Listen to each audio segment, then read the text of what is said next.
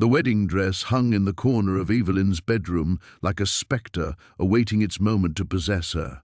Even in the dim lamplight of this February evening, the ivory silk seemed to glow with an unnatural luminescence, as if it had absorbed the hopes and fears of every woman who had worn it before. Evelyn sat cross-legged on her bed, the discovered photographs scattered across her quilt like tarot cards revealing a terrible fortune. Each image showed the same ceremony in the mansion's grand parlor, the same mahogany staircase in the background, the same hand-sewn dress. But it was the faces that made her stomach clench with dread, not just her own reflected back at her through decades of sepia and black and white, but the children standing beside each groom. She picked up the oldest photograph, dated 1889 in spidery ink. Her great-great-grandmother Constance stood beside a stern man with coal-stained hands, his 3 young children arranged in front of them like offerings. The youngest, a girl with pigtails, couldn't have been more than 5. Evelyn traced the child's face with her fingertip, wondering what had become of her. The wind howled against the mansion's windows, rattling the old glass in its frames. Snow had been falling for 2 days straight, turning Millhaven into an isolated pocket of civilization surrounded by white wilderness. Perfect weather for a February wedding, her grandmother had declared. Nobody would be able to leave town, ensuring a full congregation to witness another Rutledge tradition. Heavy footsteps echoed in the hallway outside her door, followed by grandmother's voice cutting through the storm's symphony. "Evelyn, dear, come downstairs. Thomas is here for dinner." Thomas Mackenzie, her intended, the coal mine foreman whose wife had died just 3 months ago in what everyone called a tragic accident. A slip on the ice, they said. A blow to the head. These things happened in winter, but Evelyn had seen the pattern now, traced it through newspaper clippings and death certificates hidden in the trunk alongside the photographs. Every Rutledge bride's predecessor had died the same way, at the same time of year, under mysteriously similar circumstances. "I'll be right down," Evelyn called back, hastily gathering the photographs into a neat stack. She slid them between her mattress and box spring, her hands trembling not from cold but from the weight of what she'd uncovered. The hallway stretched before her like a gauntlet, portraits of previous Rutledge women watching from their gilded frames. How had she never noticed before that they all shared the same bone structure, the same dark hair, the same haunting green eyes, the same face that smiled back at her from every wedding photograph? Downstairs, voices drifted from the dining room, her grandmother's cultured tones mixing with a man's deeper rumble. Thomas was here early, probably driven by the storm to seek shelter in the Rutledge mansion, where he would soon be family. The thought made Evelyn's skin crawl. She paused at the kitchen doorway, watching old Mrs. Pritchard, their housekeeper, stir something that smelled of sage and copper in a cast-iron pot. The elderly woman hummed tunelessly as she worked, occasionally adding pinches of herbs from unmarked glass jars. "What are you making, Mrs. Pritchard?" The housekeeper startled, dropping her wooden spoon with a clatter. "Oh, child, you gave me a fright. Just soup for dinner. Your grandmother's special recipe for strengthening the blood before—" She trailed off, her weathered face closing like a door. "Before what?" "Before the wedding, of course. Brides need their strength." Mrs. Pritchard's smile was strained, artificial. "Now go on, don't keep your young man waiting." In the dining room, Thomas Mackenzie sat across from grandmother like he belonged there, his massive frame dwarfing the delicate Victorian chair. He was handsome in a rough-hewn way, with greying temples and hands scarred from years of mining. When he looked up at Evelyn's entrance, his eyes held a strange mixture of hunger and resignation, as if he were both predator and prey. "There's my beautiful bride-to-be," he said, rising to pull out her chair. His touch lingered on her shoulders longer than necessary. "You look pale, sweetheart. The excitement getting to you?" Evelyn forced a smile. "Just the weather. It makes everything feel so isolated." "That's the beauty of it," grandmother said, cutting her roasted chicken with surgical precision. "Isolation breeds intimacy. Some ceremonies require privacy to maintain their sanctity." Thomas nodded agreement, but something flickered behind his eyes. Fear, perhaps, or regret. "My boy Billy's excited about having a new mother. He's been asking about you constantly since Christmas." Billy. Evelyn had met Thomas's 8-year-old son only once, a bright-eyed child who chatted about baseball cards and adventure stories, the same trusting innocence she'd seen in every photograph upstairs. "Where is Billy tonight?" she asked. "Home with the neighbor. Weather's too rough for traveling with a child." Too rough, Evelyn thought, studying her untouched soup, for anyone to leave town, or for anyone to witness what happened to the children after the ceremonies were complete. The conversation died after that, leaving only the clink of silverware against porcelain and the storm's relentless assault on the windows. Evelyn pushed her soup around the bowl, watching the strange herbs swirl in patterns that seemed almost deliberate. Mrs. Pritchard's special recipe sat heavy in her stomach, leaving a metallic aftertaste that coated her tongue. "You're not eating," Grandmother observed, her pale eyes sharp as winter ice. "A bride must maintain her strength." "I'm just not very hungry." Evelyn set down her spoon, the sound unnaturally loud in the oppressive silence. Thomas reached across the table to squeeze her hand. His palm was calloused and warm, but his grip felt possessive rather than comforting. "Wedding nerves are natural, sweetheart. Sarah was the same way before our ceremony." Sarah. His dead wife's name hung in the air like incense, sweet and suffocating. Evelyn wondered if he spoke of her often, or if grief had taught him to bury her memory beneath necessity. She studied his face for signs of mourning, but found only that strange resignation, as if he were following a script written by someone else. "Tell me about your life before," she said suddenly. "Before you came to Millhaven." Something shifted in Thomas's expression. "Not much to tell. Moved here for the mining work when Billy was just a baby. Met Sarah at the company picnic." His voice carried the rehearsed quality of a story told too many times. She was a good woman, a good mother. "Until she fell," Grandmother interjected smoothly. "Such a tragedy. But life must go on, mustn't it? Children need stability." After dinner, Thomas lingered by the front door, reluctant to venture back into the storm. Snow had drifted against the windows in sculptural waves, transforming the familiar view of Millhaven's main street into an alien landscape. The town's few streetlights barely penetrated the white curtain, creating pools of amber that seemed to float in an endless void. "I should check the library tomorrow," Evelyn said, more to herself than to her companions. "Make sure the pipes haven't frozen." "Nonsense," Grandmother declared. "You have more important preparations. Mrs. Pritchard will handle any maintenance issues." But the Millhaven Public Library was Evelyn's sanctuary, the one place in town where she felt truly herself. She'd worked there since graduating from the community college, cataloguing books and helping children with their homework. It was honest work, purposeful work, the kind of life she had imagined building for herself before duty and tradition had intervened. Most days she arrived early to open the building, breathing in the familiar scent of old paper and binding glue. She knew every shelf, every book, every regular patron who sought refuge among the stacks. Old Mr. Henderson came in Tuesday mornings for the latest Louis L'Amour novels. The Porter twins, barely 7, had worked their way through the entire picture book collection. Young mothers brought toddlers for story time on Wednesday afternoons, their faces bright with the simple joy of sharing tales with their children. Children. The thought sent a chill through her that had nothing to do with the February cold. How many young mothers had sat in those same library chairs over the decades? How many had trusted their stepchildren's care to Rutledge brides who wore her face? "The library can survive a few days without you," Thomas said, pulling on his heavy coat. "After we're married, you'll have Billy to look after.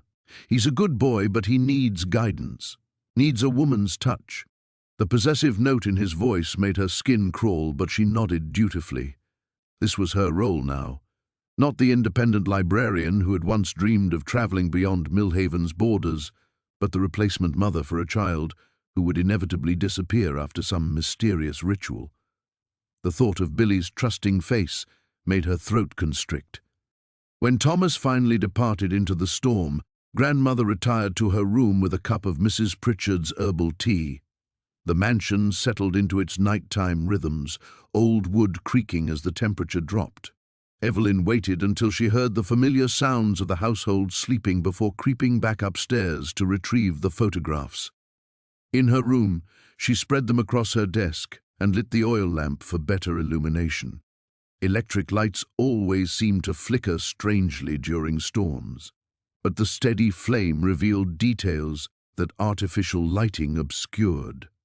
The children's faces, for instance, showed a subtle wrongness in the later photographs. Eyes too bright, smiles too wide, expressions that suggested something hungry wearing a child's skin.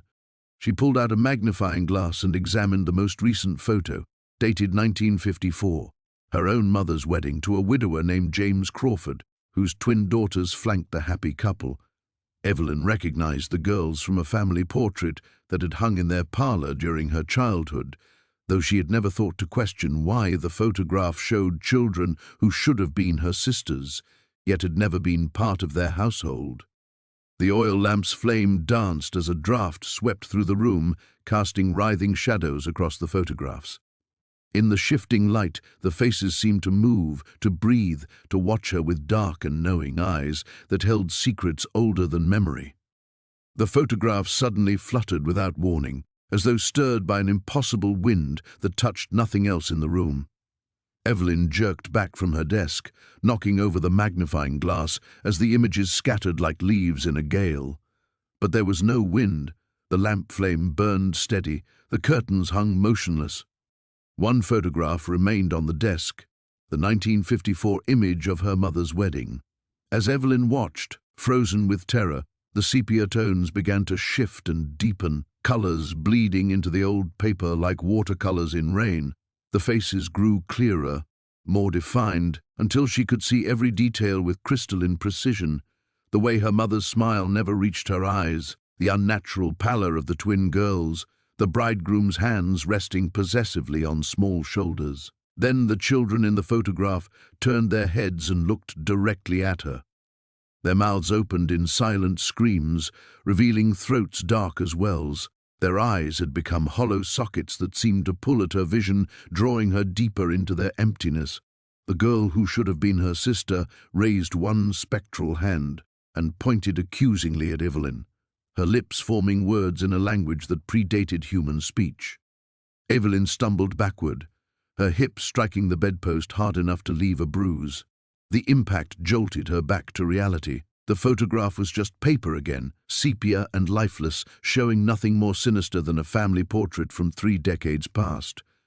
But her hands shook as she gathered the scattered images, and she could swear she felt residual warmth emanating from the paper, as if something living had just departed. A sound echoed from somewhere deep in the house, a rhythmic thumping that seemed to come from below, from the mansion's basement levels that had always been forbidden to her. Evelyn had grown up assuming the cellar contained nothing more interesting than preserves and old furniture, but now the steady beating suggested something else entirely, something that matched the rhythm of a human heart. She crept to her bedroom door and eased it open. The hallway stretched in both directions, empty and shadow-draped, but the sound continued. Thump, thump, thump, thump. A pause, then resumption of the pattern. It was coming from the direction of the kitchen, where a narrow staircase led down to the storage areas. Every instinct screamed at her to return to her room, to bury herself under quilts and pretend she had heard nothing. But the photographs had shown her something that demanded investigation. The children's faces, both in the images and in her terrifying vision, held accusations she could no longer ignore. How many souls were trapped in whatever ritual had claimed generations of innocence? The floor creaked under her bare feet as she made her way through the mansion's arteries. Portraits watched her passage with oil-painted eyes that seemed too knowing, too aware. The house itself felt complicit in whatever horror nested in its depths, walls that had witnessed decades of ceremonies and disappearances. Mrs. Pritchard's kitchen was tomb-quiet cast-iron pots, reflecting moonlight like dark mirrors. The basement door stood slightly ajar, something that had never been permitted during Evelyn's childhood. Grandmother had always kept it locked, claiming the stairs were too dangerous for young feet. But now warm air drifted up from below, carrying scents of earth and copper and something else that made her stomach turn. The thumping grew louder as she approached the doorway, definitely rhythmic, definitely organic, like breathing, but magnified beyond human scale. She peered down the wooden steps into absolute darkness, her courage wavering. A new sound joined the rhythmic beating, a voice, thin and pleading, speaking words she couldn't quite make out. A child's voice, young, frightened, calling for help in the accent of decades past. Billy's trusting face flashed through her mind, the way he had smiled when Thomas introduced them at Christmas. 8 years old, still believing the world held more wonder than horror. In 3 days, after the wedding ceremony, he would join whatever fate had claimed his predecessors, unless she found the courage to discover what lurked in the basement. The voice called again, clearer now. "Please, someone help me. I can't find my way home." Evelyn gripped the doorframe, her knuckles white with tension. Every rational thought told her to flee, to pack her few possessions and disappear into the storm rather than descend into whatever nightmare waited below. She could run tonight, before the wedding, before she became complicit in Billy's destruction. The photographs had shown her enough truth to justify escape. But the pleading voice continued, joined now by others, a chorus of children calling from the depths, their words overlapping into a symphony of desperate need. How could she abandon them to save herself? How could she leave Billy to face alone what others had endured? Her bare foot touched the first wooden step.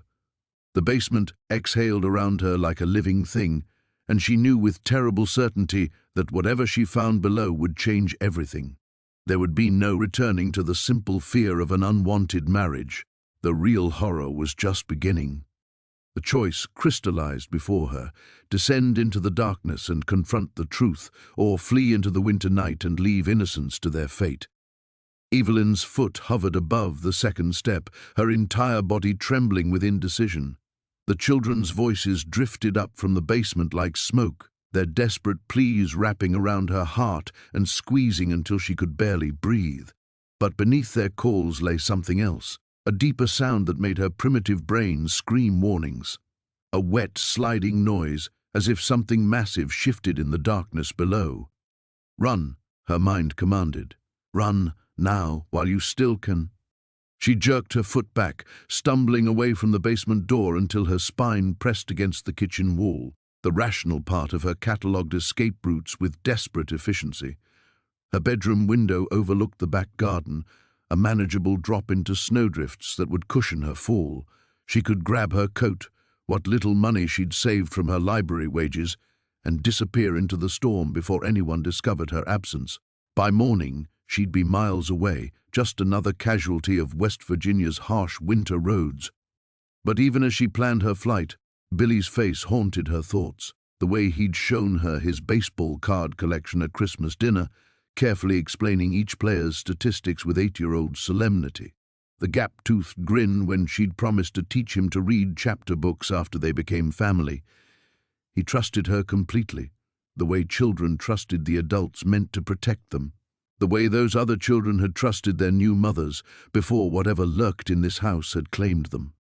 A sob caught in her throat as competing terrors warred in her chest. Below, the voices grew more insistent, more desperate. Above, the storm raged with unnatural fury, as if the house itself commanded the weather to trap her here. She was caught between mysteries, the known horror of the basement and the unknown dangers of fleeing into a February blizzard with no destination and no allies. "You're just one person," she told herself, pressing her palms against her temples where a vicious headache was building. What can you possibly do against something that's been happening for generations? Grandmother had raised her on stories of Rutledge strength, of women who sacrificed personal desires for family duty.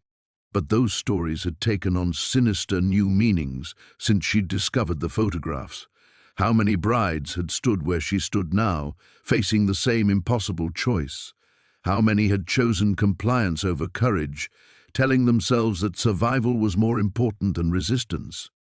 Her mother's face swam through her memory, beautiful, distant, dying when Evelyn was barely old enough to remember her clearly.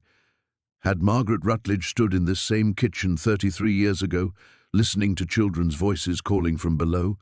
Had she made peace with whatever bargain the family demanded, convincing herself that one woman couldn't change centuries of tradition? The metallic taste of Mrs. Pritchard's soup still coated Evelyn's tongue, and she suddenly wondered what herbs had been simmering in that cast-iron pot. "Special recipe for strengthening the blood," the housekeeper had said. Blood for what? For whom? A new sound echoed from the basement. Footsteps, slow and deliberate, climbing the wooden stairs. Evelyn's paralysis shattered. She fled through the kitchen toward the back staircase, her bare feet silent against the cold floors. Behind her, the basement door creaked open fully, and something exhaled with satisfaction, as if her fear had provided nourishment. In her bedroom, she pressed her back against the door and fought to control her breathing. The footsteps had stopped, but she could feel a presence in the kitchen, waiting with infinite patience. Whatever lived beneath the house knew she had discovered its existence. The pretense was over. She pulled her suitcase from under the bed and began throwing clothes inside with shaking hands. A warm coat, sturdy boots, the small bundle of cash she'd hidden in her jewelry box. She could hitchhike to Charleston, find work in a city large enough to hide in. Start over with a new name, a new life, away from cursed bloodlines and family obligations. But as she folded her few dresses, she found herself moving slower, each decision weighted with guilt. The children's voices had been so young, so frightened. If even a fraction of those photographs represented real people, real victims, then dozens of souls were trapped in whatever ritual powered her family's dark legacy. Walking away meant abandoning them to eternal torment. It also meant abandoning Billy to join them. Evelyn sank onto her bed, the suitcase forgotten. She had always prided herself on being practical, logical, qualities that made her a good librarian and a reliable neighbor. But logic offered no guidance for this situation. Every choice led to horror. Stay and become complicit in Billy's destruction, or flee and guarantee that destruction through inaction. The storm intensified beyond her window, wind howling like the voices of the damned. In the distance, church bells tolled midnight. Less than 72 hours until her wedding ceremony would seal whatever fate awaited Thomas's son. The basement door creaked again, followed by those deliberate footsteps ascending toward the main house. Coming for her. Evelyn's breath came in short, sharp gasps as the footsteps grew louder in the hallway beyond her door. She pressed herself deeper into the shadows by her window, clutching the half-packed suitcase like a shield. The rational part of her mind catalogued the distance to the fire escape, the thickness of the snow below, the probability of survival in a winter storm with inadequate supplies. But as the footsteps paused directly outside her room, something fundamental shifted inside her chest. The terror that had been paralyzing her for hours crystallized into something harder, more dangerous. Rage. Those children's voices. How long had they been calling for help while generations of Rutledge women chose compliance over courage? How many Billy Martians had trusted their new mothers, only to disappear into whatever hungry darkness nested beneath this house? Her mother, her grandmother, her great-grandmother. All of them had known. All of them had participated. The doorknob turned with deliberate slowness.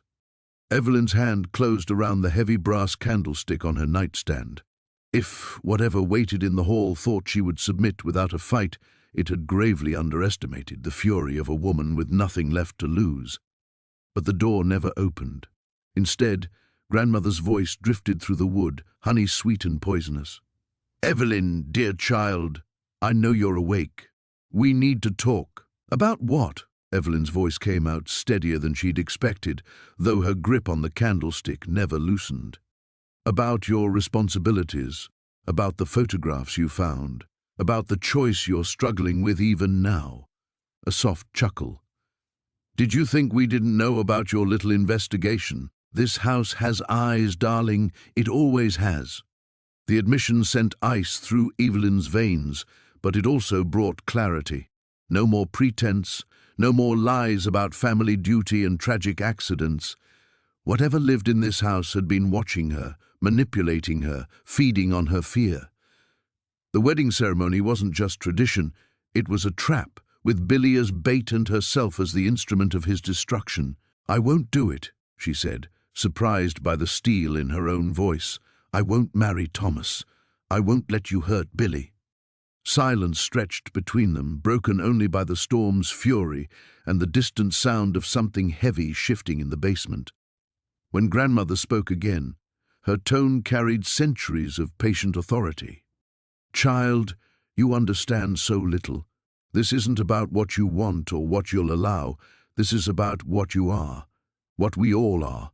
The blood that runs in your veins doesn't belong to you alone. It belongs to something far older, far more necessary than your small human desires." Evelyn pressed her free hand against the window glass, feeling the cold seep through her palm. Beyond the frost-etched pane, the storm raged with unnatural intensity, as if the very elements conspired to keep her trapped. But trapped was exactly what she refused to be. "Then I'll leave," she said, loud enough for her voice to carry through the door. "Tonight, right now, you can find some other way to feed your basement monster." The laugh that answered her held no warmth, no humanity. "Oh, my dear girl, you still think this is a choice. You still believe you can simply walk away from what you are, what you've always been destined to become." But even as grandmother spoke, Evelyn was moving. She threw the last of her essentials into the suitcase, pulled on her heaviest coat, and laced up her winter boots with fingers that no longer trembled. The candlestick went into her coat pocket. If something tried to stop her escape, she would make it regret the attempt. "The roads are impassable," grandmother continued, her voice following Evelyn's movements with unsettling precision. "The storm will last for days. Even if you reach town, where would you go? Who would believe you? Who would protect you from what you're running from?" Evelyn eased open her bedroom window, wincing as Arctic air flooded the room. Snow had drifted nearly to the second-story level, creating a slope steep enough to navigate but soft enough to survive. She could hear grandmother's voice growing more urgent, more commanding, but the words seemed to bounce off her newfound resolve like rain off glass. "You cannot escape what lives in your blood, Evelyn Rutledge. You cannot abandon your purpose. The ceremony will happen with or without your cooperation, and young Billy will serve his role regardless of your protests." That final threat shattered any remaining hesitation. Evelyn swung her leg over the windowsill, suitcase clutched against her chest, and looked back at the door one last time. "Watch me," she whispered. Then she launched herself into the storm, into the unknown darkness beyond Millhaven's borders, leaving behind everything she'd ever known for the slim chance of saving a little boy who trusted her to keep him safe. The house shrieked behind her as she tumbled into the snow, but she was already running. The snow was deeper than she'd anticipated, a crushing weight that pulled her down into its frozen embrace the moment she hit the drift. For a terrifying instant, Evelyn thought she might suffocate in the white darkness, but desperation gave her strength. She clawed her way to the surface, gasping and choking on ice crystals, her suitcase buried somewhere in the drift beside her. Behind her, the Victorian mansion erupted in unnatural light. Every window blazed with sickly yellow illumination, and she could see grandmother's silhouette moving from room to room with impossible speed. The old woman's voice carried on the wind, speaking words in that same ancient language Evelyn had heard in her vision of the photographs. The air itself seemed to thicken in response, pressing against her like invisible hands trying to drag her back. She abandoned her suitcase and ran. The storm fought her with every step. Wind-driven snow stung her face like needles, and the cold bit through her coat as if it were made of paper. The road was invisible beneath the drifts, marked only by the occasional fence post or mailbox emerging from the white wasteland. She had to reach town, had to find someone who would listen, who would help her save Billy before the ceremony could claim him. But after 20 minutes of stumbling through knee-deep snow, She realized grandmother had been right about one thing. The roads were impassable. Even if she managed the 3-mile walk to Millhaven Center, what then? Who would believe a story about supernatural photographs and children's voices calling from basement depths? Sheriff Mackenzie had gone to school with her grandmother.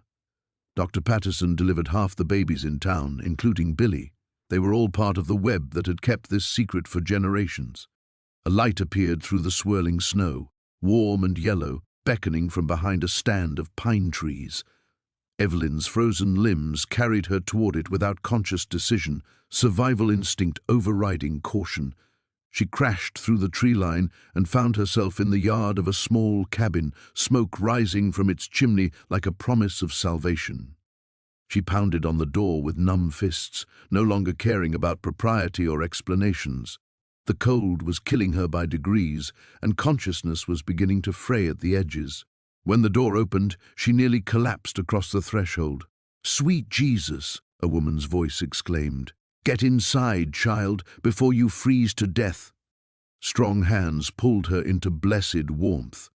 Evelyn found herself in a cluttered front room that smelled of wood smoke and herbs, guided to a chair beside a crackling fireplace. Her rescuer was a woman of perhaps 60, with steel-grey hair and observant eyes that seemed to catalogue every detail of Evelyn's desperate state. "I'm Ruth Ashworth," the woman said, wrapping a quilt around Evelyn's shoulders. "And, unless I miss my guess, you're one of the Rutledge girls, running from something you finally understood." The words hit Evelyn like a physical blow.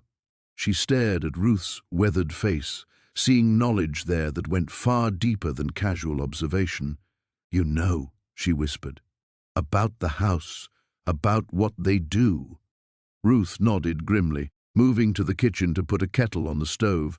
"I've been waiting 43 years for one of you to run. 43 years since I saw what they did to my sister Sarah when she married into that cursed family." "Your sister?" Evelyn's mind raced, trying to place the name in the genealogies grandmother had made her memorize. Sarah Ashworth became Sarah Blackwood in 1944, married a widower named James, father of twin boys aged 7 and 9. Ruth's voice carried decades of carefully controlled grief. The boys disappeared 2 months after the wedding. Sarah followed within the year, though they claimed it was consumption that took her. I knew better. The kettle began to whistle, but Ruth made no move toward it. She stood frozen in the kitchen doorway, lost in memories that clearly still had the power to wound. I tried to warn people, tried to tell Sheriff Mackenzie's father what I'd seen in the woods behind that house. But the Rutledges have deep roots in this town, deep pockets, deep influence. I was just a girl spouting nonsense about missing children and strange lights. "What did you see?" Evelyn asked, though part of her didn't want to know. Ruth finally moved to pour hot water over tea leaves, her hands steady despite the weight of her confession. "Processions, midnight gatherings in the clearing behind your grandmother's property. Women in white dresses leading children into the woods, and only the women coming back. The children—" She paused, struggling with words. Their voices carried on the wind for weeks afterward, calling for help that never came. The tea was bitter but warming, and it helped clear the last of the hypothermia fog from Evelyn's thoughts. "There's going to be another ceremony. In 3 days. They want me to marry Thomas Marchand, and his son Billy will disappear just like the others," Ruth finished, "unless we stop them." The simple word "we" sent relief flooding through Evelyn's chest. She wasn't alone anymore. Ruth set down her teacup with deliberate care, the porcelain clicking against the saucer in the silence that followed her declaration. The fire crackled between them, casting dancing shadows across her weathered features as she studied Evelyn's face. "First, you need to understand what we're truly fighting," Ruth said, settling back in her chair. "This isn't some family tradition gone wrong. It's not even entirely human anymore.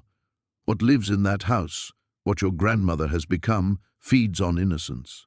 The children provide the nourishment, but the Rutledge women provide the connection, the trust that makes the children vulnerable. Evelyn pulled the quilt tighter around her shoulders, though the chill she felt had nothing to do with her escape through the storm. The photographs. I saw myself in them. Different decades, different names, but my face. Because it's always the same entity. The thing wearing your grandmother's skin has been playing this role for over a century. Each generation, it selects the most suitable daughter, usually the one with the strongest will, ironically, and begins the grooming process. Ruth stood and moved to a wooden chest near the window, withdrawing a leather-bound journal. I've been documenting everything since Sarah died. Names, dates, patterns, building a case that no one would ever believe. She handed the journal to Evelyn, who opened it to pages covered in meticulous handwriting. Lists of missing children, newspaper clippings about sudden deaths and unexplained disappearances, hand-drawn maps of the property behind the Victorian mansion, years of patient investigation, all leading to this moment. You said we could stop them, Evelyn said, tracing a finger down a list of names that seemed to go on forever. How? Ruth returned to the kitchen and came back with something wrapped in dark cloth. She unfolded it carefully, revealing an ornate silver blade that seemed to drink in the firelight. This was my great-grandmother's. She was Cherokee, married to a Scottish settler who thought he could tame these mountains. She knew things about the old powers, the hungry things that sometimes found their way into our world. The knife felt heavier than it should when Evelyn took it, warm despite the metal construction. Strange symbols were etched along the blade's length, and touching them sent a tingling sensation up her arm. Iron mixed with silver, blessed by a woman who understood sacrifice, Ruth explained. It can cut through more than flesh, but wielding it requires a price. Blood freely given, a life willingly risked. The entity in your house has power, but it's bound by certain rules. It needs consent, cooperation. That's why the ceremonies, the marriages, it can't simply take what it wants.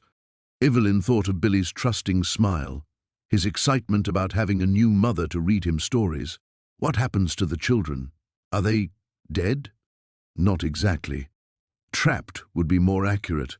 Their essence, their life force, becomes part of the entity's sustenance.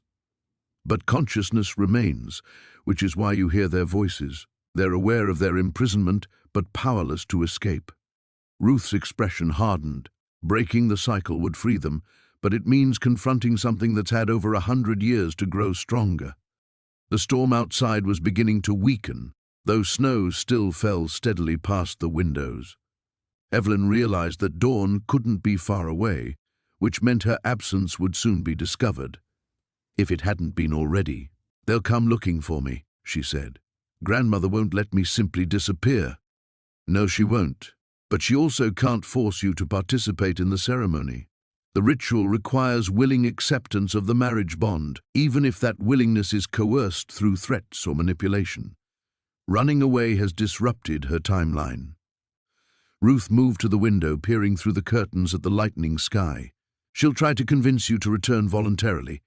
Probably use Thomas and Billy as leverage. The thought of the entity wearing her grandmother's face manipulating Thomas's grief made Evelyn's stomach turn. How long had it been planning this particular marriage? How carefully had it orchestrated every element to ensure maximum emotional manipulation? There's something else, Ruth continued, returning to her chair. The ceremony has to take place on specific dates, when the barrier between worlds is thinnest. Your wedding is scheduled for February 14th, not for romance, but because it's the new moon closest to the spring equinox. If we can prevent the ritual from completing that night, the entity will have to wait another full year to try again. And Billy would be safe, at least temporarily. But the entity would simply find another widower, another child. The cycle would continue. Ruth leaned forward, her eyes intense. Unless we end it permanently. Cut the head off the serpent, as my great-grandmother used to say. Evelyn closed the journal and set it aside, her decision crystallizing like ice in still water. She could run farther, disappear into some distant city, and pray the entity's influence couldn't reach her there. But Billy would still die, and other children after him, and the voices calling from beneath the Victorian mansion would never find peace. "Tell me what we need to do," she said. Ruth's expression shifted, revealing something between relief and profound sorrow. The entity's power is anchored to the house itself, specifically to whatever space beneath it, where the children's voices call from. We need to reach that place during the ceremony, when the barriers are weakest and the entity is focused on completing the ritual. The weight of what Ruth was suggesting settled over Evelyn like a shroud. "You're talking about going back, walking directly into the monster's lair?" "Yes." Ruth stood and began gathering items from around the cabin: rope, a lantern, salt from the kitchen. "But not as victims, as hunters. The entity will expect you to return eventually. What it won't expect is for you to come prepared." Evelyn's hands trembled as she watched Ruth's methodical preparations. Everything they'd discussed was theoretical until this moment.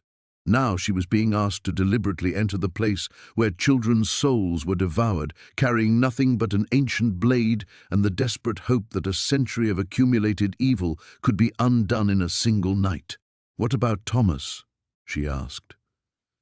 "He's an innocent man who thinks he's found love again. How can we—" "Thomas Marchand lost his wife in a mining accident 6 months ago," Ruth interrupted, her voice gentle but firm. "An accident that happened the same week your grandmother began mentioning his name in conversations around town. The entity doesn't leave anything to chance, Evelyn. It creates the circumstances it needs." The implication hit her like a physical blow. Margaret Marchand's death hadn't been random tragedy.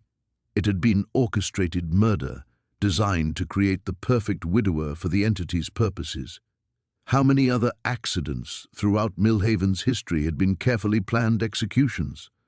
"Billy doesn't know his mother was killed to make him vulnerable," Evelyn whispered. "He thinks the wedding will give him a family again, which is why we can't let it proceed.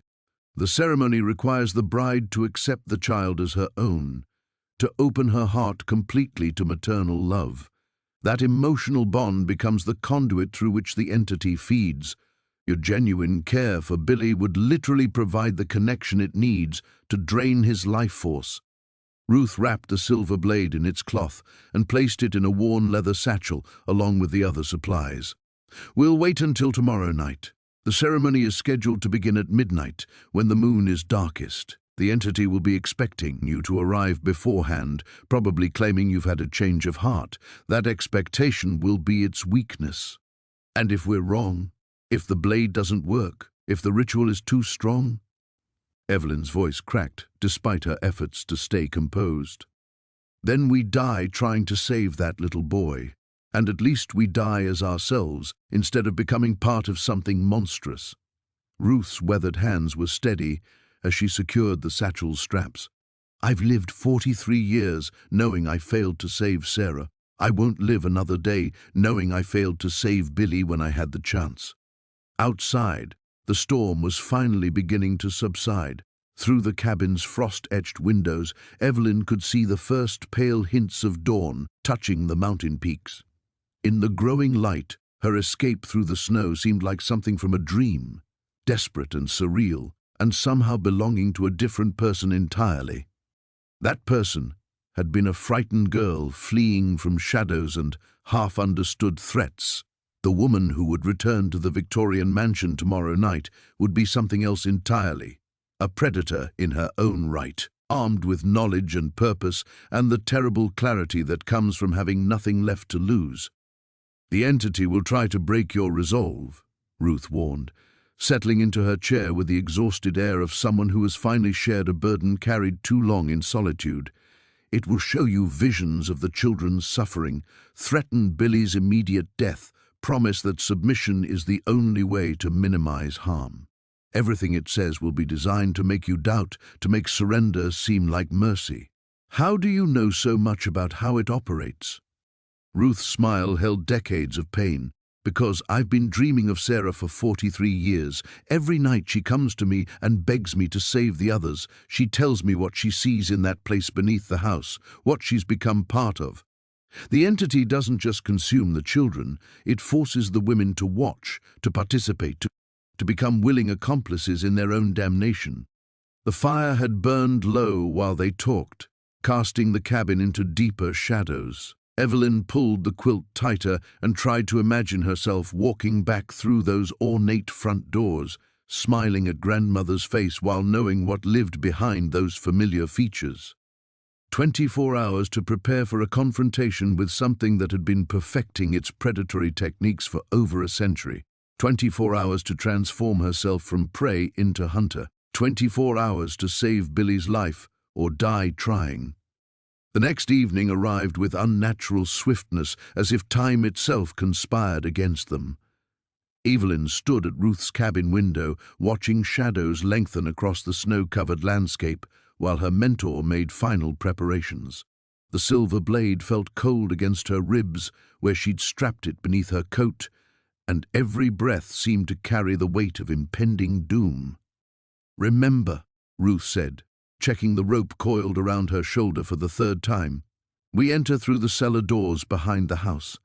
The basement entrance inside will be watched, but the entity won't expect us to—" A distant scream cut through the winter air, high and desperate and unmistakably young. Billy's voice carried on the wind like a prayer torn from innocent lips. Evelyn's blood turned to ice. "The ceremony. It's starting early." Ruth's face went ashen. "That's impossible. The moon isn't dark for another 3 hours. The ritual can't—" Another scream, weaker this time, fading into a sob that seemed to echo from the very mountains themselves. Without thinking, Evelyn bolted from the cabin and into the night. Behind her, Ruth's shouts of caution dissolved into the howling wind that had risen with supernatural fury. Snow whipped across her face like glass shards, but she pressed forward, her heart hammering against the hidden blade with each desperate step. The Victorian mansion loomed ahead, every window blazing with flickering light that cast dancing shadows across the snow.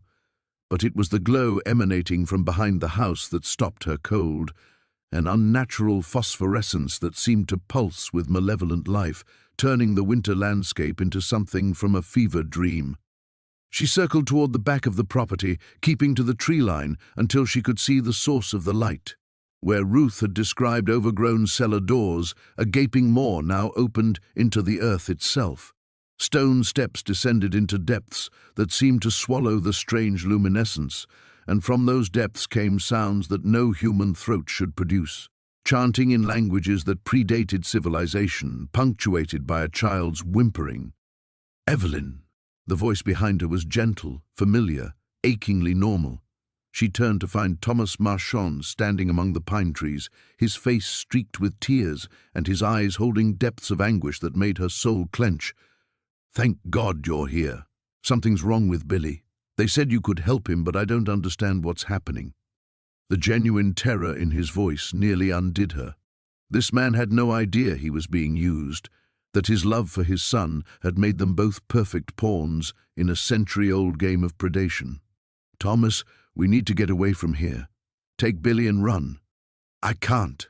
His voice broke on the words. "I tried to leave when the chanting started, when those lights appeared, but Billy, he can't move. He just lies there staring at nothing, and when I try to pick him up, he screams like I'm killing him." Thomas grabbed her arms with desperate strength. "Your grandmother said you were the only one who could break whatever spell." "My grandmother is dead, Thomas. Whatever you're speaking to in that house, it isn't her." His grip loosened, confusion replacing desperation. "What are you talking about?" "She's right inside, preparing for the wedding ceremony. She sent me to find you when—" His words died as understanding crept across his features like dawn breaking over devastation. The photographs. In Billy's room there were photographs of women who looked exactly like you, wearing wedding dresses from different decades. I asked about them, but she said they were just family resemblances and, oh God, oh Christ, what have I done to my son? From the glowing pit behind them came a new sound, Ruth's voice, raised in what might have been defiance or agony. The rope she'd carried, the salt, the careful planning, all rendered useless by their enemy's ability to change the rules without warning. "We have to save them," Evelyn whispered, but even as she spoke, she knew they were too late. The entity had learned from her escape, had accelerated its timeline to prevent interference. By the time she and Thomas could navigate those stone steps, whatever ritual was taking place in the depths would be complete. Billy's scream rose again from the pit, weaker now but carrying undertones that suggested something fundamental was being torn away. And underneath it, barely audible, came Ruth's voice raised in what sounded like a Cherokee death chant, the final defiance of a woman who had spent 43 years preparing for this moment, only to find herself outmaneuvered by something infinitely older and more cunning than human desperation. The silver blade felt useless against Evelyn's ribs, all their preparation, all Ruth's knowledge and sacrifice, reduced to nothing by an entity that had been perfecting its techniques since before her great-grandmother drew breath. Standing in the snow with Thomas's broken sobs echoing around her and the lights from the pit beginning to fade, Evelyn understood that they had already lost everything that mattered. But as the lights began to dim and Billy's cries grew weaker, something shifted in Evelyn's perception, a terrible clarity that cut through her despair like Ruth's silver blade through flesh. The entity had changed its timeline, yes, but not out of strength, out of fear. It was afraid of her. The realization struck with the force of revelation. Every manipulation, every careful orchestration over the past century had been building toward this moment, not because the entity was confident, but because it was desperate. The bloodline was failing. The other Rutledge daughters had broken, become willing participants too quickly to provide the resistance the entity needed to grow stronger. But Evelyn had run. Evelyn had fought back. "Thomas," she said, her voice cutting through his sobs with newfound authority. "How long ago did Billy become unresponsive?" 20 minutes, maybe 30, right after sunset, when that hole opened in the ground. He wiped his eyes with shaking hands. "I thought it was some kind of sinkhole at first, but then the chanting started and—" "The moon." Evelyn tilted her face to the sky, where clouds parted to reveal a thin crescent of silver light. Ruth was wrong about the timing. It doesn't need the new moon. It needs the bride's blood while she still has the capacity to resist. Once I'm broken, once I submit completely, the power it gains is exponentially weaker. The pieces fell into place with horrible precision. Every generation, the entity had been forced to start over because compliance bred weakness. It needed the spiritual energy that came from crushing a strong will, from transforming love into horror, while the victim remained fully conscious of the transformation. That's why the elaborate courtships, the careful emotional manipulation, not just to ensure cooperation, but to ensure the cooperation came from someone worth destroying. "It miscalculated," she whispered, pulling the silver blade from beneath her coat. The metal hummed with warmth, responding to her clarity of purpose. "It started the ceremony early because it was afraid I wouldn't return, but that means it's operating from a position of weakness, not strength." Another scream rose from the pit, but this time Evelyn heard something different in Billy's voice, not just pain, but recognition. He was calling her name. Down in those stone depths, a 6-year-old boy was fighting against supernatural forces, holding on to consciousness through sheer stubborn will, waiting for someone to save him. Just like Sarah had waited for 43 years. Just like all the children had waited, their voices calling from the dark, while generations of adults convinced themselves the situation was hopeless. "I'm going down there," Evelyn said, turning toward the phosphorescent entrance. "Not as a bride, not as a sacrifice, but as someone who refuses to let this continue." Thomas grabbed her arm. "You'll die. Whatever's happening down there, it's not human. You can't fight something like that alone." "I'm not alone." She touched the blade's handle, feeling the accumulated power of every Cherokee blessing Ruth's great-grandmother had woven into the metal.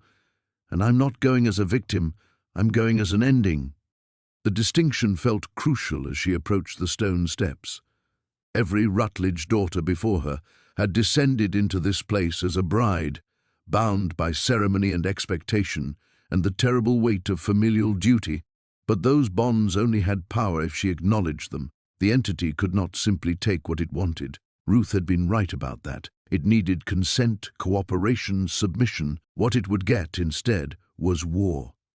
The phosphorescent glow intensified as she reached the entrance, and the chanting below shifted pitch, surprise mingled with anticipation. The entity sensed her approach and assumed she was finally surrendering to inevitability. Let it think that. Let it prepare for another broken daughter, offering herself on the altar of generational trauma. Instead, it would face something the Rutledge bloodline had never produced before, a woman who understood that love and sacrifice meant fighting for the innocent, not submitting to their destruction. "Stay here," she told Thomas. "If I'm not back by dawn, take what's left of your life and run as far from this place as you can. Evelyn, your son is going to live," she said with absolute conviction, "but not because I'm going to marry you, because I'm going to kill the thing that murdered your wife." The truth of Margaret Marchand's orchestrated death burned in her chest like righteous fire. How many other wives had died to create perfect victims? How many other children had been left vulnerable by calculated tragedies? The entity's century of careful planning would become the instrument of its own destruction, because every death, every manipulation, every stolen life had created a debt that someone finally had the power to collect. The stone steps felt solid beneath her feet as she descended toward the pulsing light, toward Ruth's defiant chanting and Billy's weakening cries and whatever monstrous thing waited in the depths wearing her grandmother's face. Above her, the crescent moon hung like a silver blade against the dark sky, and for the first time since discovering those wedding photographs, Evelyn Rutledge smiled. The cycle ended tonight.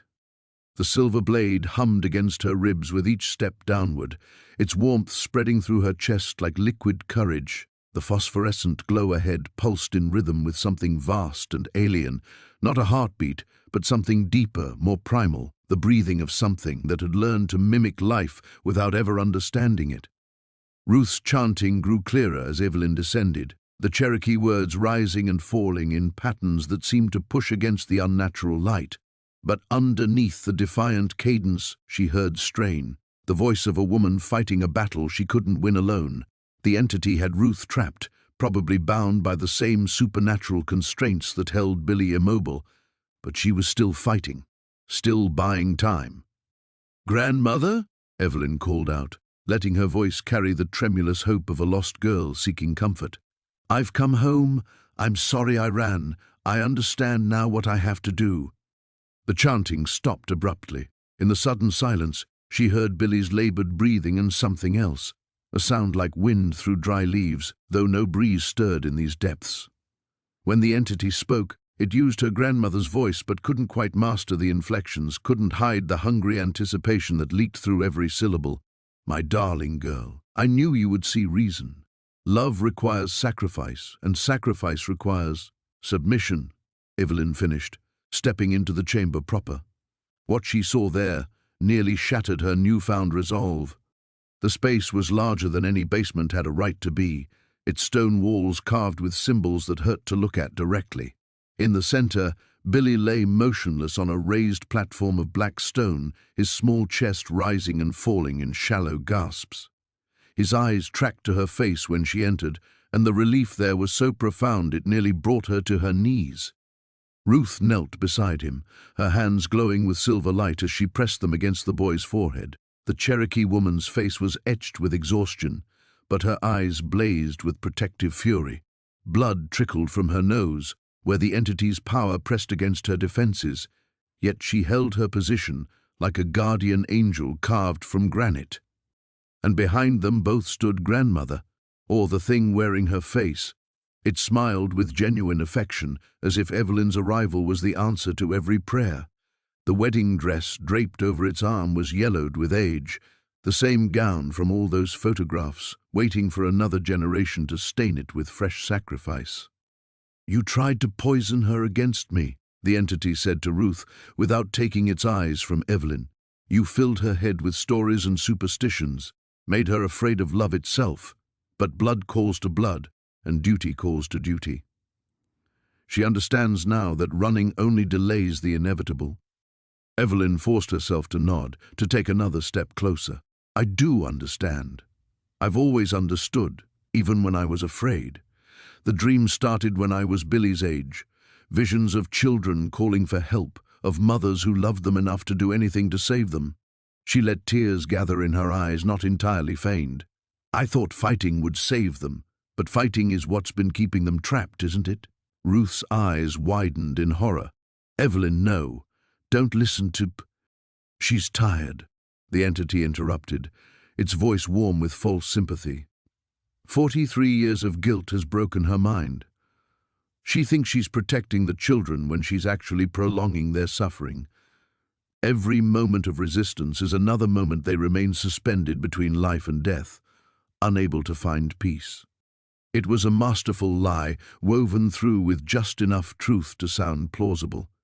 The entity had been perfecting this manipulation for over a century, learning exactly which words would crack a defender's resolve. But it made one crucial error in its eagerness to claim victory. It assumed Evelyn had come to surrender. Instead, she had come to learn. "Show me," she whispered, stepping closer to the platform where Billy lay. "Show me how it works, how the love transforms, how submission becomes salvation." The entity's smile widened, revealing teeth that were just slightly too sharp, too numerous. "Put on the dress first. Let the ritual begin properly, as it began for your great-great-grandmother, for all the daughters who understood that some prices are worth paying." Evelyn reached for the yellowed fabric with trembling hands, and as her fingers touched the ancient silk, understanding flooded through her like ice water. Every bride who had worn this dress had left something of herself behind. Memories, emotions, the psychic imprint of their final moments of true consciousness. The entity hadn't just been feeding on the children, it had been collecting pieces of every broken woman, building a reservoir of stolen maternal instincts that it could draw upon to perfect its predatory techniques. But stolen power was still stolen, and that meant it could be taken back. The blade sang against her ribs as Evelyn smiled and began to understand exactly how to kill something that had forgotten what it meant to die. The entity's eagerness was its undoing. As Evelyn lifted the wedding dress, she felt the psychic impressions of every bride who had worn it before, their terror, their love, their desperate final thoughts. But more than that, she felt their anger. Generations of women who had been told their sacrifice was noble, their submission necessary, their deaths meaningful. The rage burned through the fabric like acid, and she realized the entity had made a fundamental error in keeping these remnants so close. "It's beautiful," she murmured, holding the dress against herself. Through the yellowed silk, she felt her great-great-grandmother's fury at being manipulated into marriage, her great-grandmother's horror at watching her own children disappear, her grandmother's growing understanding of what she had become, and her desperate failed attempts to break free before the entity's hold became complete. They had all fought. Every single one had resisted until the very end, and their rebellion lived on in the fabric like trapped lightning. Yes, the entity breathed, moving closer. Feel how they welcomed their transformation, how they found peace in surrender. But that wasn't what Evelyn felt at all. She felt Mary Catherine Rutledge's white-hot determination to save her children, even as the entity wore her face. She felt Elizabeth Rutledge's careful documentation of the curse, hidden in letters the entity thought it had destroyed. She felt every mother's love twisted into a weapon of preservation rather than destruction. The silver blade pressed against her ribs, but now she understood it wasn't the only weapon she carried. "Ruth," she said softly, not taking her eyes off the creature wearing her grandmother's form. "How do you kill something that exists between states? Something that's neither fully alive nor properly dead?" Ruth's hands never stopped glowing as she maintained her protective barrier over Billy. "You remind it what it was before it became a parasite. You force it back into its original form." The entity's smile flickered. "Enough talk. Put on the dress, child. Your defiance grows tiresome." Instead, Evelyn let the gown fall to the stone floor. As the fabric pooled at her feet, she felt the psychic impressions scatter, not destroyed, but freed. The anger of 5 generations of murdered women rose around her like a visible force, and the entity's confident expression began to crack. "I know what you are," Evelyn said, drawing the silver blade in one smooth motion. The Cherokee blessings along its edge caught the phosphorescent light and threw it back amplified, forcing the entity to shield its stolen eyes. You're not some ancient evil, you're not even particularly old, you're what's left of Cornelius Rutledge. The name hit like a physical blow. The entity staggered backward, its carefully maintained human form beginning to blur around the edges. Impossible. Cornelius died in the mine collapse of 1889. Cornelius died in shame, Evelyn corrected, advancing step by step. Died knowing he'd squandered his family's fortune on failed investments and left his wife and daughter with nothing. Died so consumed with guilt that he couldn't pass on, couldn't rest, so he found another way to provide for them, by feeding on other families' children. The creature that had once been her great-great-great-grandfather let its human mask slip further. Beneath her grandmother's familiar features, something else showed through. Gaunt cheeks, desperate eyes, the face of a man who had convinced himself that any atrocity was justified if it kept his bloodline alive. They were starving, it hissed, its voice deepening into registers no human throat could produce. My wife, my little girl, I found a way to give them everything they needed, love, sustenance, purpose. You found a way to steal, Evelyn shot back, to murder children and call it provision, to break women and call it love. But you were never providing for your family. You were feeding your own guilt, growing stronger on their stolen lives. Ruth's chanting resumed, but now it was different, not protective, but revealing. The Cherokee words stripped away layers of deception, forcing the entity to show its true nature. The thing that had been Cornelius Rutledge writhed as its form began to collapse, revealing the horrible truth beneath. It wasn't magnificent or terrible in the way of ancient evils. It was pathetic, a dead man's guilt grown cancerous, feeding on innocence to avoid facing judgment. The children, Billy whispered from the platform, his voice weak but clear. I can see them. They're all here, trapped inside it. Evelyn felt them too now. Dozens of young souls suspended within the entity's form, held in stasis by stolen maternal love. Every child who had vanished over the past century was still here, waiting for someone strong enough to cut them free. This ends now, she said, raising the silver blade. No more generations, no more sacrifices, no more children dying to feed a dead man's cowardice. The entity roared, abandoning all pretense of humanity as it lunged toward her. But Evelyn was already moving, the blade singing through air, thick with supernatural malice, aimed not at the creature's throat, but at the bonds holding the children's souls captive. For the first time in over a century, something in the Rutledge bloodline was fighting back with the full knowledge of what it faced, and winning. The silver blade met resistance unlike anything physical, not flesh or bone, but the accumulated weight of a century's worth of stolen lives. The entity's true form writhed before her, a grotesque amalgamation of guilt and hunger that barely maintained cohesion. Where Evelyn's blade touched its essence, cracks of brilliant light appeared, and through those fissures she glimpsed the faces of trapped children, their eyes wide with desperate hope. You cannot! The thing that had been Cornelius Rutledge shrieked, its voice fracturing into harmonics that shouldn't exist. Without me they die, without the bonds they fade to nothing. But even as it spoke, Evelyn felt the lie in its words. The children weren't being preserved, they were being consumed, slowly dissolved to fuel the entity's continued existence. Every year it delayed their release was another year of their essence, feeding its parasitic hunger. Ruth, she called, driving the blade deeper into the creature's writhing form. The binding ritual, how do I reverse it? Ruth's chanting shifted again, the Cherokee words taking on a quality that seemed to reach beyond the physical realm. Cut the maternal bonds first, the stolen love that chains them. Evelyn could see them now, threads of silver light connecting each trapped soul to the entity's core, pulsing with the perverted maternal instincts of 5 generations of murdered women. But as she raised her blade to sever the first connection, the entity's form suddenly solidified, wrapping around her like living shadow. The cold that engulfed her was beyond physical sensation. It was the chill of every grave in Millhaven, every child who had vanished in the night, every mother who had died not knowing what happened to their babies. For a moment that stretched like eternity, Evelyn felt herself being pulled into the same suspended state as the trapped children, her consciousness beginning to fray at the edges.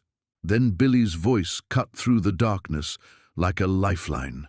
"Evelyn, the photographs! Remember the photographs!" The wedding pictures she'd found in the basement, all showing the same bride across different decades. But they weren't the same woman being reused. They were templates, patterns the entity followed to break each new generation. It was a creature of habit, locked into rituals that had worked for so long it couldn't adapt when faced with someone who understood its nature. Understanding flooded through her. The entity wasn't truly shape-shifting, it was wearing masks, psychological constructs built from the memories of its victims. Every familiar face it showed her, every voice it mimicked, was stolen property, including her grandmother's form. "Where is she?" Evelyn demanded, managing to keep her grip on the blade despite the crushing pressure around her. "Where is the real Helena Rutledge?" The entity's laughter was like breaking glass. "Gone, consumed decades ago. You're speaking to what's left of your bloodline's greatest triumph, a woman who learned to embrace her purpose." But Evelyn felt the lie in that claim too. If her grandmother was truly gone, the entity wouldn't need to maintain her form so carefully. Something of Helena Rutledge endured, trapped just like the children but more deeply buried. The entity needed a Rutledge woman's consciousness to interface with each new generation, to provide the emotional manipulation that made the cycle possible. "Grandmother," she whispered, not to the entity, but to whatever might remain of the woman beneath its influence. "If you can hear me, I need you to fight, just for a moment. Help me save them." For an instant, the crushing pressure around her lessened. The entity's form flickered, and through its stolen features, Evelyn glimpsed something else, her grandmother's eyes, filled with decades of suppressed rage and desperate love. "Now!" Ruth shouted, her voice cracking with exhaustion. "While its attention is divided." Evelyn struck with everything she had, the silver blade singing as it cut through the first binding thread. The released child, a girl no older than 7, dissolved into points of light that spiraled upward, finally free to find whatever peace awaited beyond this cursed place. The entity's scream of fury and loss shook the stone chamber, sending phosphorescent dust raining from the ceiling. But now Evelyn could feel its weakness, the way each severed connection diminished its hold on the remaining souls. More importantly, she could feel her grandmother's consciousness growing stronger as the entity's power waned. "Fight," she urged, cutting through another binding, then another. Children's faces flashed past her, boys and girls from every decade, their expressions shifting from trapped despair to grateful recognition as they dissolved into freedom. "All of you fight. Don't let it keep using your love as a weapon." The blade grew heavier with each cut, the accumulated psychic weight of a century's worth of atrocities pressing against her will. But behind her, she heard Billy's voice growing stronger, Ruth's chanting becoming more confident, and somewhere in the entity's writhing form, her grandmother's consciousness clawing its way back to the surface. The final test wasn't just about cutting the children free. It was about having the strength to keep cutting when every instinct screamed that she was destroying something precious. But Evelyn understood now that true love meant letting go, meant choosing the children's freedom over the comfortable lie of their preservation. She raised the blade again, targeting the thickest concentration of binding threads, and prepared to cut her way through a century of accumulated guilt to the truth that lay beneath.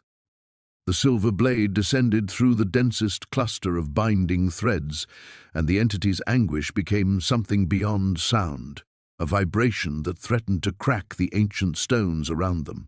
As each connection severed, Evelyn felt the weight of decades lifting, but with it came something else, the full, unfiltered awareness of what the creature had done to maintain its existence. Every child's final moments, every mother's last breath, every father who had unknowingly delivered his offspring to slaughter, believing he was gaining a wife's love. The psychic backlash should have shattered her mind, but Ruth's protective chanting held her together as she continued cutting through the bonds with methodical precision. "Please," the entity whispered, its voice now purely Cornelius Rutledge, a broken man's desperate plea echoing across more than a century. "They'll be lost forever. The children, your grandmother, all of them. Without the bonds, they'll fade to nothing." But Evelyn could feel the lie crumbling with each severed thread. The children weren't fading, they were ascending, their essence finally free to move beyond this place of trapped suffering, and her grandmother's consciousness grew clearer with each release, no longer buried beneath layers of stolen maternal instinct. "Evelyn." Her grandmother's voice emerged from the creature's throat, but it was truly hers now, tinged with decades of suppressed fury. "The core binding, cut it last. If you release me first, I won't be able to hold the others together long enough for you to free them all." The entity writhed, fighting to regain control over Helena Rutledge's consciousness. "Don't listen to her. She's been broken for decades. I am all that keeps any coherent thought alive in this dying mind." But Evelyn pressed deeper, the blade now burning with silver fire as it approached the entity's heart. She could see it clearly now, a pulsing mass of guilt and hunger wrapped around a core of stolen love. Cornelius Rutledge hadn't just bound the children to himself, he had bound the essential maternal instincts of every woman he had murdered, using their love as both fuel and chains. The final cluster of trapped souls surrounded this core like a protective shell. Billy was there, his essence bright but growing dimmer as the entity's desperation turned to pure predatory hunger. Beside him, dozens of other children from across the decades, all held in stasis by bonds that pulsed with perverted affection. "Ruth!" Evelyn called, sweat beading on her forehead as she fought to maintain her position against the entity's increasingly violent struggles. "How much longer can you hold the barrier?" "Not long." Ruth's voice was strained, blood now flowing freely from her nose. "The protective circle is failing. Whatever you're going to do it now." The entity seemed to sense Ruth's weakness. Its form suddenly expanded, pressing against the Cherokee woman's defenses with renewed fury. If it could break through, it would consume Billy's essence entirely, using that final theft to rebuild its power and begin the cycle anew. Evelyn made her choice. Instead of cutting through the remaining bonds one by one, she drove the blade directly into the entity's core, piercing the heart of corrupted love that had sustained it for over a century. The silver edge bit deep into accumulated guilt and hunger, and for the first time since 1889, Cornelius Rutledge experienced something approaching genuine pain. "I tried to provide," he screamed through the dissolving form, his true face finally visible beneath layers of deception, gaunt, desperate, consumed by a self-justification that had long since become madness. "I gave them everything, love, purpose, meaning." "You gave them death," Evelyn replied, twisting the blade deeper. Around her, the remaining binding threads began to unravel as the entity's power source bled away. "You took children's lives to feed your own guilt. You murdered women to steal their capacity for love. You corrupted everything you claimed to protect." The chamber filled with brilliant light as the core binding finally shattered.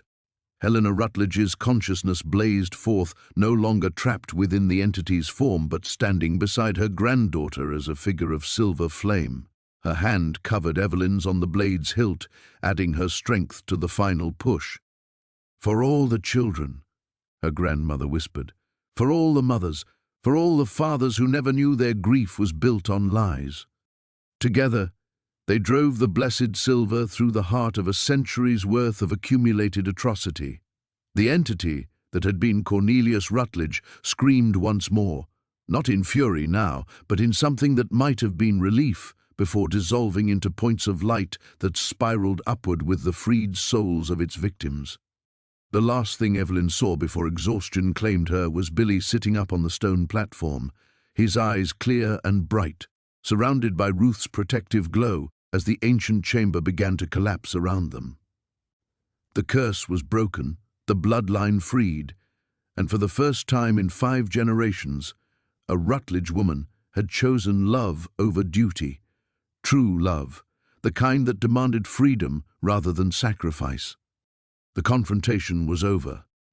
Now came the harder task of learning to live without the weight of inherited guilt pressing down upon their shoulders. The sacrifice. Evelyn's consciousness returned slowly, filtered through layers of pain and the bitter taste of phosphorescent dust. The ancient chamber had partially collapsed, massive stones blocking what had once been the ritual circle. In the weak light filtering through cracks in the ceiling, she could see Billy crouched beside her, his small hand pressed against her shoulder. "You're bleeding," he whispered, his voice hoarse but wonderfully, blessedly alive.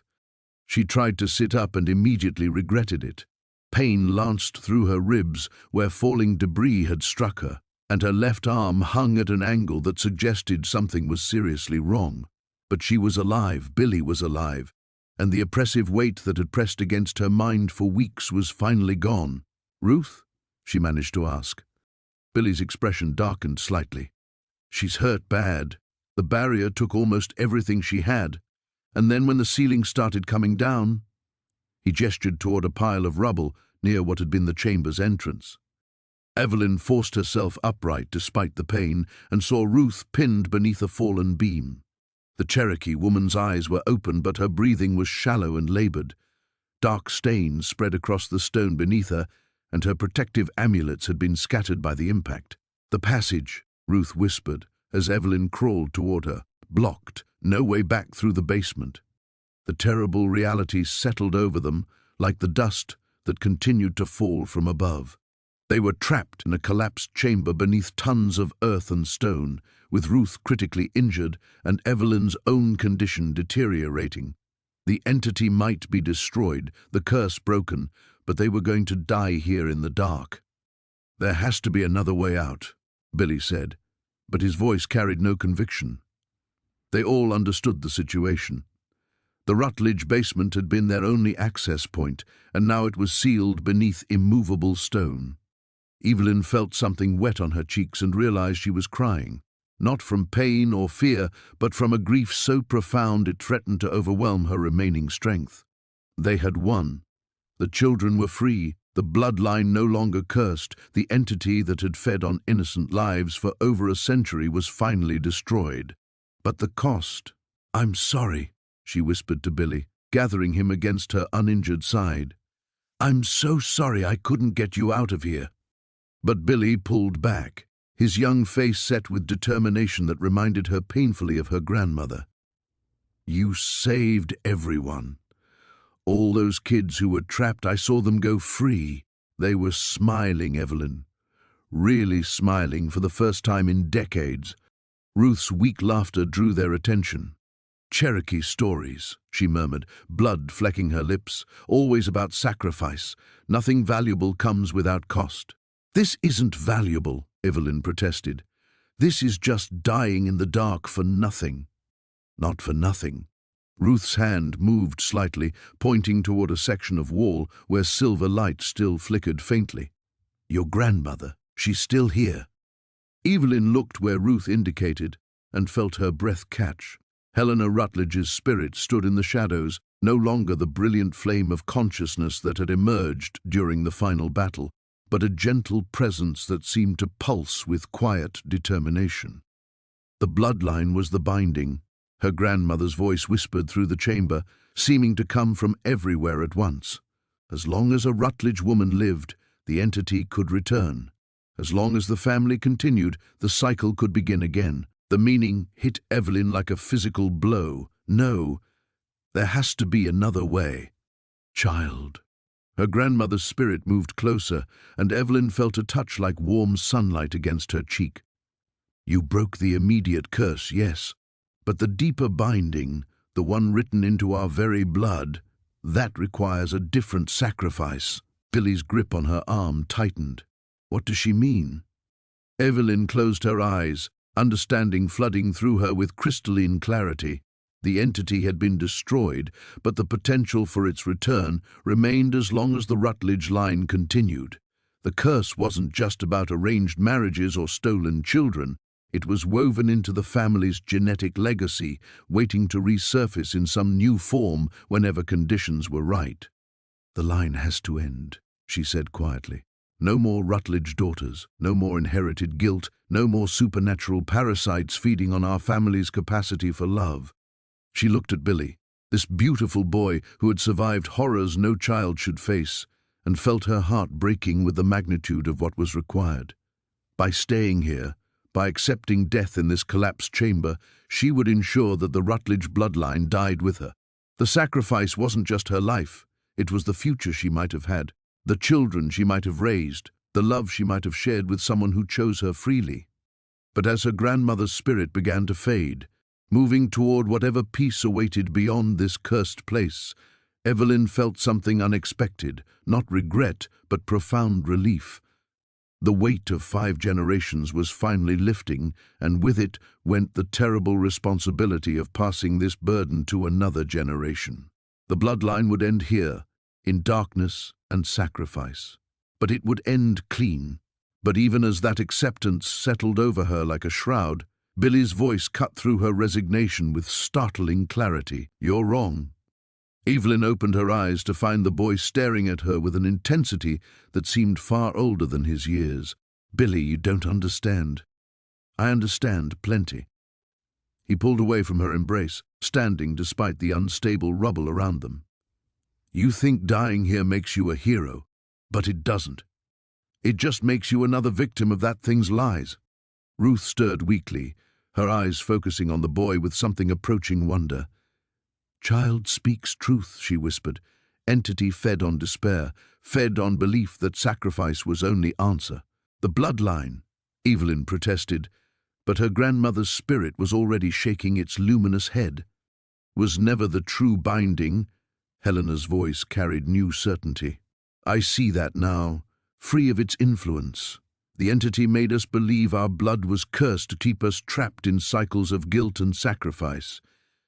But the curse was in the believing, not the blood itself." Billy knelt beside Ruth, his small hands surprisingly gentle as he examined her injuries. "My mom used to say that some problems look impossible until you stop thinking like the people who created them." He looked up at Evelyn. "Your great-great-grandfather created this problem by thinking children were possessions and women were tools. Why are you trying to solve it the same way?" The words hit her like a revelation. For 5 generations, Rutledge women had approached the family curse through sacrifice and submission. Even now, faced with victory, her instinct was to give up her life rather than fight for it. The entity's influence ran deeper than she'd realized, not in their blood, but in their patterns of thought. "The passage," she said suddenly, struggling to her feet despite the pain. "Ruth, you said it was blocked, not destroyed. There's a difference." Ruth's eyes brightened slightly. "Fallen stone, not collapsed entirely." Billy was already moving, his smaller size allowing him to navigate the rubble more easily. "Here," he called from near the chamber's entrance. "I can see light through the gaps. Not much, but it's there." Evelyn felt hope kindle in her chest, fragile and tentative, but real. She looked toward her grandmother's spirit. "If I live, if I have children someday, will they be free?" Helena said with absolute certainty. "The entity is gone, truly gone. What remains is only what you choose to carry forward, and you can choose love without sacrifice, motherhood without duty, connection without binding." Ruth made a sound that might have been laughter. "Help me up, girl. Cherokee women don't die lying down if they can help it." Together, Evelyn and Billy managed to get Ruth to her feet, though the effort left all 3 of them shaking. The path ahead looked impossibly narrow, threading between massive stones that could shift at any moment. Ruth was barely conscious, Evelyn's injuries made movement agony, and Billy was exhausted from his ordeal. But they were alive, and they were choosing to stay that way. "One step at a time," Evelyn murmured, echoing something her real grandmother, not the entity's puppet, had told her years ago about tackling difficult books in the library. The climb took hours. Every few feet they had to rest while Ruth gathered strength or while Evelyn fought waves of dizziness. Billy scouted ahead, finding handholds and stable paths through the debris. When Ruth's injuries threatened to overwhelm her, Billy shared stories from his captivity, not the horror, but small moments of defiance that had kept his spirit alive. As they climbed, the light above grew stronger, not the phosphorescent glow of the entity's chamber, but genuine daylight filtering down through the collapsed basement. When they finally emerged into the ruins of the Victorian mansion's foundation, the winter sun was setting, painting the snow-covered mountains in shades of gold and rose. Evelyn collapsed beside the broken foundation stones, Billy curled against her uninjured side, and Ruth leaning heavily against a pile of rubble. They were battered, bleeding and exhausted, but they were alive and they were free. In the distance, she could see smoke rising from Millhaven's chimneys. The town would have questions about the collapsed mansion and the missing coal foreman. There would be investigations, explanations to invent, a life to rebuild from nothing. But for the first time in 5 generations, a Rutledge woman faced that uncertain future without the weight of inherited guilt pressing down upon her shoulders. The bloodline would continue, not as a curse to be endured, but as a choice to be made freely.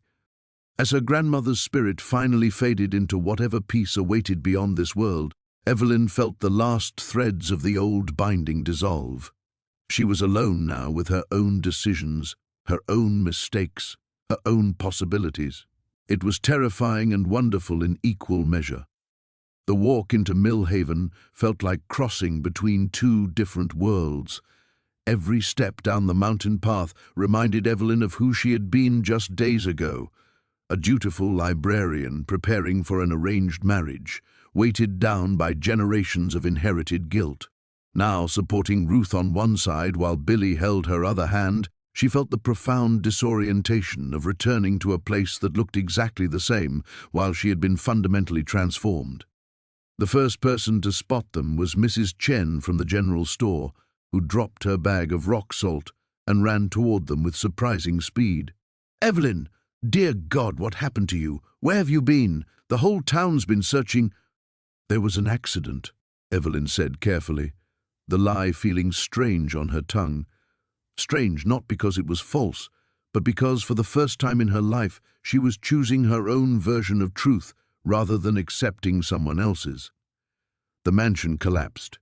We barely got out. Word spread quickly through Millhaven's small streets. Within an hour, Dr. Brennan had set her arm in a proper cast and stitched the worst of her cuts while muttering about fool girls exploring dangerous old buildings. Ruth was admitted to the tiny hospital with 3 broken ribs and severe exhaustion, though she squeezed Evelyn's hand before the nurses took her away. "Free," Ruth whispered, and her smile held decades of relief. Billy never left Evelyn's side as the questions began. Sheriff Morrison wanted details about the collapse. The coal company representatives demanded to know about Thomas Greer's whereabouts. They'd found his truck abandoned near the mansion ruins, but no body in the debris. Social services arrived to discuss Billy's placement, armed with clipboards and sympathetic expressions. "He stays with me," Evelyn said, surprising everyone, including herself, with the certainty in her voice.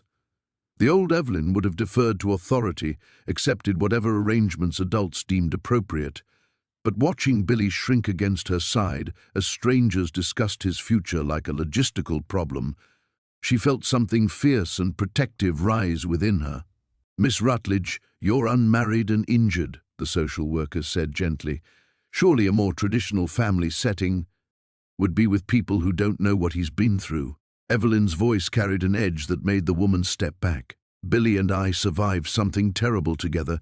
We're family now in the ways that matter." Sheriff Morrison cleared his throat. "There's still the matter of Greer's disappearance and the boys' claims about being held captive. We'll need formal statements, possibly testimony." Billy's grip on her hand tightened, and Evelyn saw the fear creeping back into his eyes. The bureaucratic machinery of investigation and documentation stretched ahead of them, threatening to trap the boy in endless retelling of traumas he was finally free from. "No," she said quietly. The word seemed to echo in the small hospital waiting room. Every authority figure present turned to stare at her, confusion and irritation flickering across their faces. "I'm sorry?" Sheriff Morrison's eyebrows rose. No more questions, no more statements, no more strangers deciding what's best for a child who's already suffered enough. Evelyn stood carefully, her injured arm cradled against her chest. Thomas Greer was unstable. He took Billy and held him in the mansion basement until the structure collapsed. "We rescued the boy. Greer didn't survive, and that's all anyone needs to know." The social worker sputtered. "Miss Rutledge, you can't simply—" "I can." The certainty in her own voice startled Evelyn. 3 days ago, she would have apologized for speaking up, would have deferred to their expertise and authority. Now she felt the truth settling into her bones. She was no longer the person who accepted other people's definitions of what was possible. "I'm applying for custody. I have inheritance from my grandmother's estate, a stable job, and Billy's trust. Unless you have legal grounds to object, he's coming home with me." Sheriff Morrison studied her with new interest. "You're different, Evelyn. Not just the injuries, something else." She met his gaze steadily. "I learned some things about my family, about what I inherited, and what I choose to carry forward." Her hand found Billy's again. "I'm choosing differently than previous generations." As evening fell over Millhaven, Evelyn sat in her small apartment above the library, watching Billy explore his new surroundings with cautious wonder.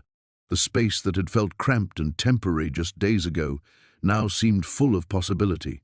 Books lined the walls, not ancient family histories full of curses and obligations, but stories chosen freely, adventures and romances and mysteries that ended with hope rather than sacrifice. "Evelyn," Billy's voice was soft as he examined her collection of novels, "what happens now? I mean, really happens, not what you told them at the hospital." She considered the question seriously. "Now we learn how to be a family by choice instead of obligation. You go to school, I teach you to love books, and we both figure out who we are when we're not carrying other people's guilt." Billy nodded solemnly, then broke into the first completely unguarded smile she'd seen from him. "I'd like that." Outside, Millhaven settled into its evening rhythms, unchanged and unaware that the supernatural threat that had haunted it for generations was finally gone. But in the small apartment, filled with freely chosen books and freely chosen love, something entirely new was beginning. 6 months later, Evelyn stood at the kitchen window of their new house on Maple Street, watching Billy race his bicycle down the sidewalk with 3 other children from his class. The cast had come off her arm weeks ago, leaving only a thin scar that caught the light when she moved just right, a permanent reminder of the night everything changed. The house was small but bright, with large windows that let in the mountain sunlight and a front porch where Billy could sit and read on summer evenings. Nothing like the imposing Victorian mansion that had dominated her childhood nightmares. This place belonged to them, purchased with the inheritance money after the estate was finally settled. No family history lurked in these walls, no generations of inherited guilt pressed down from the rafters. "Evelyn!" Billy's voice called from the yard. "Mrs. Patterson says dinner's ready." She smiled, waving to their elderly neighbor who had become an unofficial grandmother figure to Billy. Clara Patterson had been the first person to welcome them to the neighborhood, arriving with a casserole and pointed questions about whether that boy was eating enough vegetables. Within a week, she'd appointed herself Billy's homework supervisor and Evelyn's unofficial advisor on everything from child psychology to the best places to buy school supplies. The adoption papers had been finalized 3 weeks ago. Judge Williams had reviewed the psychological evaluations, the home study reports, and Billy's own testimony about where he wanted to live. There had been no dramatics, no last-minute complications, just a quiet legal recognition of what had already become true the night they climbed out of that collapsed chamber together. "Coming!" Evelyn called back, but she lingered another moment at the window, watching Billy laugh with his friends. The sound still caught her by surprise sometimes. For months after they'd moved in together, his smiles had been careful things. tested and withdrawn if the response wasn't right. Now he laughed with the unconscious freedom of a child who knew he was safe. The nightmares had stopped for both of them around the same time. Billy had been the one to notice it first, appearing at her bedroom door one morning with a puzzled expression. "I dreamed about flying last night," he'd said. "Just flying, not being chased or trapped or anything. Is that normal?" Normal. Such a strange concept after everything they'd been through. But they were building their own version of it, one ordinary day at a time. The library had welcomed her back without question, accepting her story about a family emergency and extended recovery time. She'd returned to work with new appreciation for the quiet sanctuary of books and learning, but also with different priorities. The arranged marriage to Thomas Greer was never mentioned again. Officially, it had been called off due to his disappearance, and no one seemed inclined to dig deeper into the circumstances. Dr. Chen at the small counseling center in the next town over had helped them both process what could be safely processed. Billy had needed strategies for managing anxiety and rebuilding trust. Evelyn had needed to learn how to make decisions based on her own judgment rather than inherited obligation. They'd never discussed the supernatural elements of their experience. Some truths were too large for therapy sessions, but the emotional work was the same, regardless of whether the trauma came from earthly or otherworldly sources. Ruth visited once a month, driving up from Charleston where she'd returned to her own family. The older woman had recovered from her physical injuries quickly, but the spiritual healing had taken longer. 50 years of carrying that burden, she'd told Evelyn during one visit. Takes time to remember how to walk without that weight. Billy appeared in the kitchen doorway, cheeks flushed from racing and hair sticking up in impossible directions. "Can Jake and Emma stay for movie night?" he asked hopefully. "Mrs. Patterson said she'd make popcorn if it's okay with you." "Of course," Evelyn said, reaching out to smooth down his hair. "But homework first, all of you." He groaned dramatically but was already pulling his backpack from the counter. 6 months of normal routines had taught him that homework finished quickly meant more time for the things he actually wanted to do. Such a simple lesson, but one that the children trapped in the entity's web had never been allowed to learn. As evening settled over their small house, Evelyn curled up in her favorite armchair with a cup of tea and a novel she'd been meaning to finish. Billy and his friends sprawled across the living room floor, allegedly working on math problems but mostly giggling over some private joke. Mrs. Patterson bustled around the kitchen, making enough popcorn for a small army and humming old folk songs under her breath. It was beautifully, perfectly ordinary. No supernatural threats lurked in the shadows. No inherited curses demanded sacrifice. No arranged marriages loomed on the horizon. There was only the gentle chaos of a chosen family, the comfort of books and friendship, and the quiet satisfaction of building something new from the ashes of something broken. Outside, Millhaven continued its evening rituals unchanged, unaware that the Rutledge family's long story of obligation and sacrifice had finally ended. But in the warm light of their small house, surrounded by laughter and freely given love, Evelyn knew that their real story, the one they were writing together, was just beginning.